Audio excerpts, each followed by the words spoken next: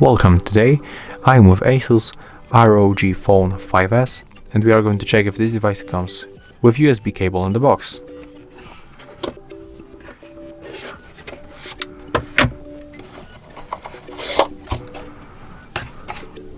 Yeah, as you can see, you can find here an original cable with double Type-C input right here and also right here for other side.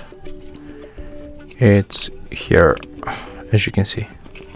If you find this video helpful, remember to leave a like, comment and subscribe.